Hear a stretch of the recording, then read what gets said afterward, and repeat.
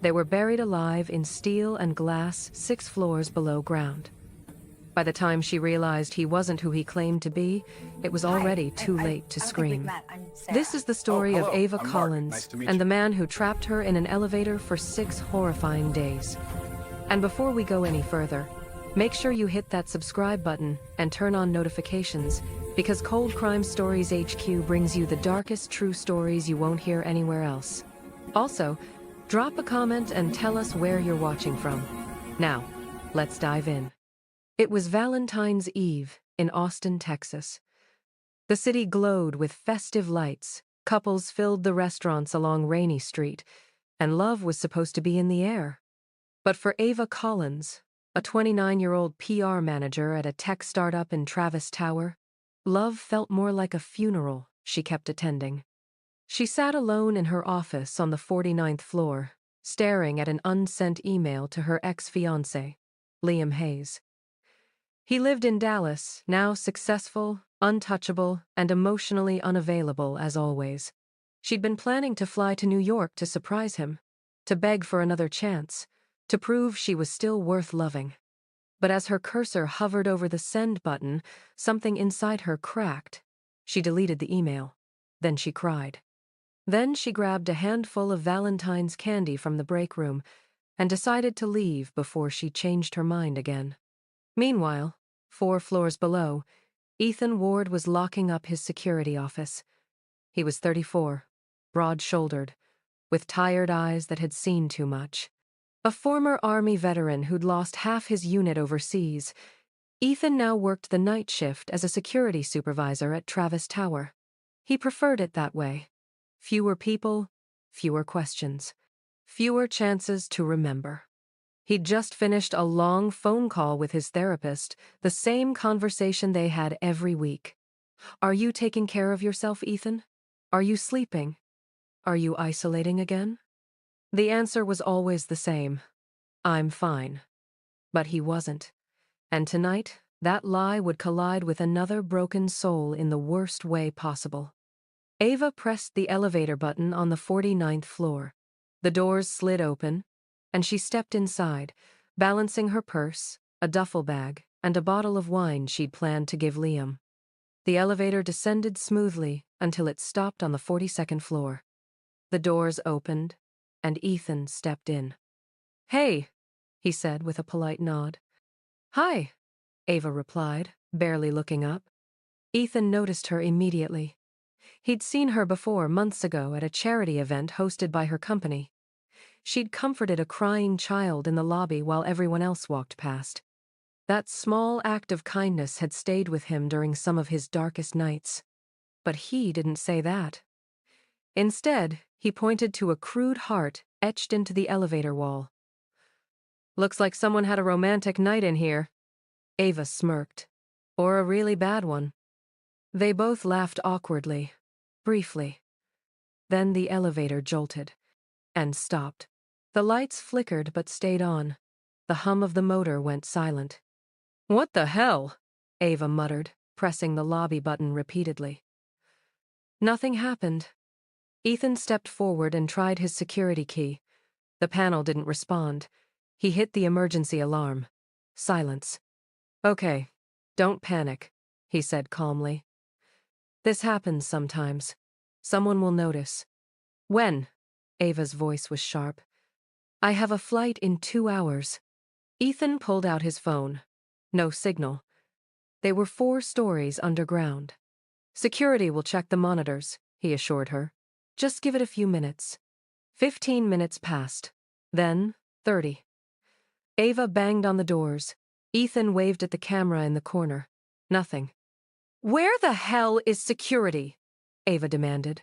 "I am security," Ethan said quietly. She stared at him. "Then why can't you fix this?" "Because I don't control the elevators from inside them," he said, frustration creeping into his voice. "And my partner's off tonight. The building's practically empty." Ava's face went pale. "How long are we going to be stuck here?" Ethan didn't answer. He was already scanning the ceiling. "There might be an escape hatch up there. Can you climb on my shoulders?" She hesitated, then nodded. Awkwardly, she stepped onto his shoulders, wobbling as she pushed against the ceiling panel. It didn't budge. She slammed her fist against it and winced. "It's sealed," she said, climbing down. "We're trapped." 1 hour turned into 2. Ava's flight was long gone. She sat against the wall, head in her hands. "I'm Ethan, by the way," he said softly. "Ava." She didn't look up. "Nice to officially meet you, Ava." "Is it?" she snapped. Then she sighed. "Sorry. This is the worst night of my life." Ethan offered her his water bottle. She refused at first, but eventually took it. "I've got candy if you want some," she said, pulling out a bag of chocolates. "Saving it for someone special?" he asked. "I was." Her voice cracked. "But I don't think he even wanted me to come." Ethan didn't push. Instead, he smiled gently. "Well, happy Valentine's Eve to us, I guess." Despite everything, Ava laughed. 4 hours in, the reality set in. Ava had to pee. She tried to hold it, pacing the small space, but eventually gave in. "Turn around," she ordered. Ethan faced the wall, covering his ears and humming loudly, while she relieved herself into her empty thermos. When she was done, she was mortified. "We're never speaking of this again," she said. "Speaking of what?" Ethan replied with a grin. They started talking, really talking. About work, about loneliness, about the lives they'd built that felt more like prisons. "I don't have anyone looking for me," Ethan admitted. "I work nights because it's easier than pretending I'm okay during the day." Ava nodded slowly. "I'm supposed to be this successful, put-together person, but I'm flying to another city to beg a man who doesn't love me to take me back." Ethan opened the wine. "To not being dead yet." They drank. They laughed. They drew portraits of each other on the elevator wall, hers silly, his surprisingly tender. "If we survive this," Ava said, "I'm making this my profile picture." "Deal," Ethan said. And then, somewhere between exhaustion and honesty, he kissed her. She kissed him back. Clothes came off. Boundaries dissolved. In that tiny, trapped space, two broken people found something that felt like hope. Afterward, Ethan whispered, "I could fall in love with you." Ava pulled away. "Don't." "Why not?" "Because I'm still in love with someone else," she said, voice trembling. This was just survival, Ethan. When we get out, we go back to our lives." His face changed. The warmth drained from his eyes. "You don't mean that," he said. "I do." "No." His voice grew colder. "You felt it too. We connected." "Ethan, stop. I know you, Ava. Better than he ever did." Her blood ran cold. "What did you just say?" Ethan stood up slowly. His whole demeanor shifted. "I didn't just notice you tonight. I see you every day." He pulled out his phone and showed her photos, dozens of them. Security footage, timestamps, videos of her entering the building, leaving, laughing with coworkers. "I've been watching you for months," he said quietly. Ava's stomach turned. "Who are you?" "My name's not Ethan Ward. Well, it is, but I'm not a supervisor. I'm just a guard. Night shift. The guy at the front desk you walk past every single day without looking at." Tears streamed down her face. "You did this! You trapped us!" He reached into his pocket and pulled out a key. "I stopped the elevator," he confessed. "I planned everything." Ava screamed. "Now pause for a second. If you were Ava in this moment trapped with someone you thought you could trust, what would you do? Would you fight? Negotiate? Pretend to go along with it? Drop your answer in the comments, because your perspective might actually help someone out there recognize warning signs or survival strategies in dangerous situations. Seriously, what would you do? Ava lunged for the door, but Ethan grabbed her. They fought violently. She kicked, scratched, clawed. He overpowered her, slamming her against the wall. In the chaos, her heel connected with the elevator panel. The key snapped. They both froze. "What did you do?" Ethan hissed. "What did I do?" Ava screamed. "You kidnapped me!" He grabbed her throat. She swung her shoe and cracked him across the temple. He collapsed. Ava stood over him, chest heaving, terrified she'd killed him. She bent down to check. He lunged, his fist connected with her jaw. Everything went black. When Ava woke up, her head throbbed. Ethan sat across from her, blood dripping from his nose. "Why?" she whispered. "Because I wanted you to see me," he said. "Not as the invisible guy, as someone real." "You're insane." "No," he said calmly. "I'm just tired of being alone." Ava's mind raced. "Someone will come. Miguel, your coworker. He'll check the monitors." Ethan smiled a chilling, empty smile. "I took all the weekend shifts. No one's coming until Tuesday." "You can't do this." "I already did." He reached into her bag and pulled out the gift she'd bought for Liam, a designer shirt and cigars. "Nice," Ethan said, putting on the shirt. "He doesn't deserve you." He lit a cigar, blowing smoke in her face. "Happy Valentine's Day, Ava." Hours passed. Then a day. Then two. Ethan apologized, begged for forgiveness, promised to take her to the resort in the travel ad playing on loop in the elevator. "We could be happy," he said. "Just think about it." Ava said nothing.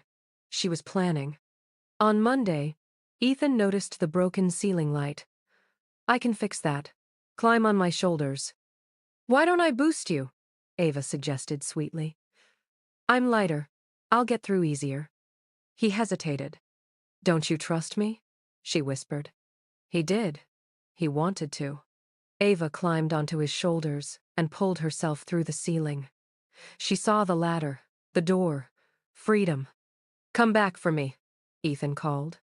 Ava turned around and gave him the middle finger. "You're dead!" he roared, tying his jacket to the elevator cable and climbing after her. Ava reached the door, screaming for help just as Ethan grabbed her ankle. They both fell back into the elevator shaft. When she woke, she lit a cigar. Smoke filled the elevator. The sprinklers activated. Ethan woke, choking.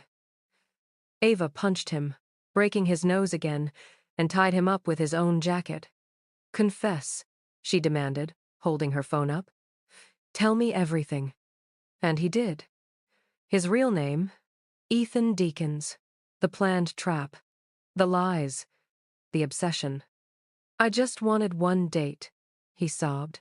On Tuesday, Miguel Soto arrived at Travis Tower with his new girlfriend.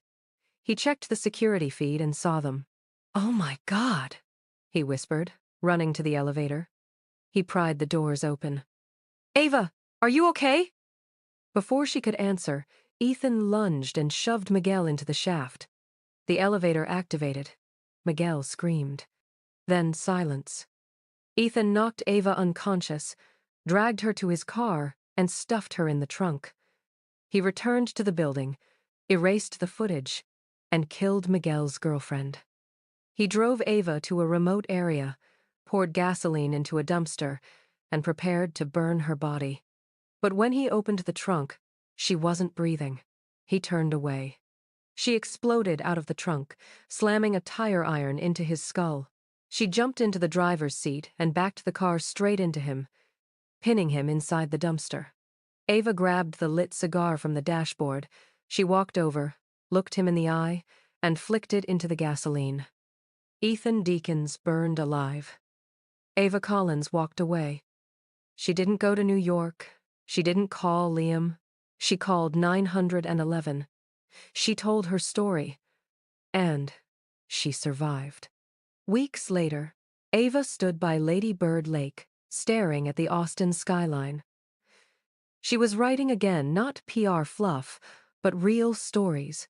Stories about survival, about recognizing predators, about the invisible people we walk past every day. She would never be the same. But she was alive, and that was enough. If this story shook you, don't forget to like this video, share it with someone who needs to hear it, and subscribe to Cold Crime Stories HQ for more real, raw, and chilling stories like this one. Drop a comment and tell us what would you have done in Ava's situation. Your voice matters. Stay safe out there.